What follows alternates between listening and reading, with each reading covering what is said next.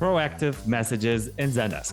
New functionality from Zendesk available this month, which is amazing. Proactive messaging, making this video to bring you up to speed with new releases. Hi there, customer experience community. This is Dominic. Welcome to another video. For those of you who are tuning in for the first time, I'm Dominic. I'm a Zendesk consultant. I've been one for the past decade. I'm a Zendesk partner, been in the game for a long time, had 300 plus projects run through my portfolio. So Zendesk is a platform that is evolving day by day, and they are bringing a bunch of new functionality recently. I was looking at the releases for March, and it's a long list. I have not had time to go through it all. So there's so much stuff. Like even myself, who is a Zendesk consultant, I still need a few months to take that in. So yeah, if you want to do it all by yourself, very good on you. It means you have a lot of time, or you're studying to become a Zendesk champion. Very good. For those of you who are trying to learn things faster, then yeah, this video is for you.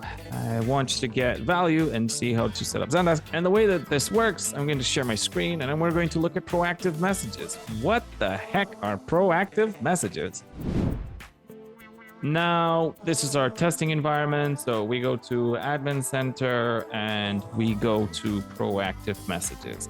Now, this is in channels, and we're going to go to here, bots and automation, to proactive messages. Now, what is the use case for proactive messages? Well, as the name suggests, it's a message that is proactive, meaning how can you use this? Well, if a customer is on your web page and they have been there and they feel lost after 30 seconds or 10 seconds or 15 seconds or 3 minutes, you can create a message that is proactive and says, hey, do you need help? The most compelling use case in this scenario is obviously when you have a campaign and you want the user to be aware of something. Another use case is when a user is present on your cart page or on your product page, and if they spend longer than 30 seconds, maybe you give them a proactive message to say, hey, we also have this in blue.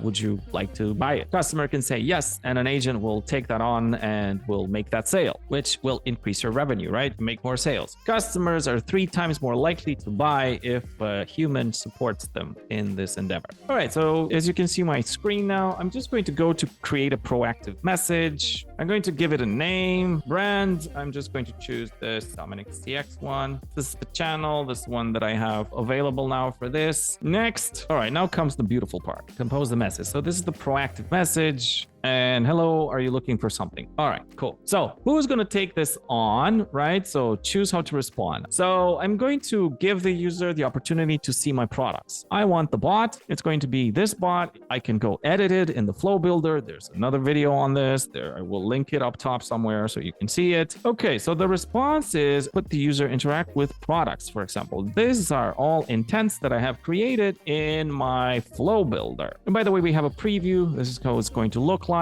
Let's click next now. All right, so let's look at the condition. So this is how it's going to work. Condition key, object field. This is the subject of the condition. Now we have an operator. This determines the relationship between your subject and value. And then the value, this is the reference data when evaluating the condition. I have no idea what the frick this means, and I don't like it.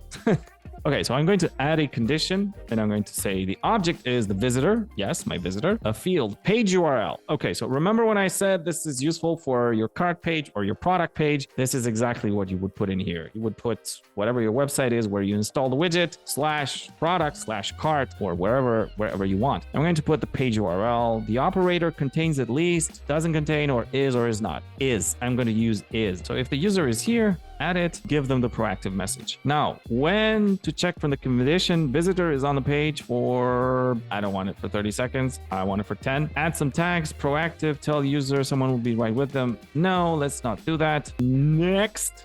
Okay, so choose when to send. Send time, anytime the conditions are met, that's fine. And the frequency, once per customer, no, once per visit. Thank you. Okay, so now I'm just going to publish this and we're going to take it for a spin to see how this looks like. Boom. So we're just going to go here and we're just going to cross our hands and wait for 10 seconds. And here we go. Roca bot. Hi, if you're looking for something specific, someone will be right with you. There you go. Proactive message. And if I click it now, then this will open my product. All right, so this has been the video update about how to use proactive messages. Hope this brought you value. Subscribe to this YouTube channel, comment if you want to see some special content, and I'll see you in the next one. Bye.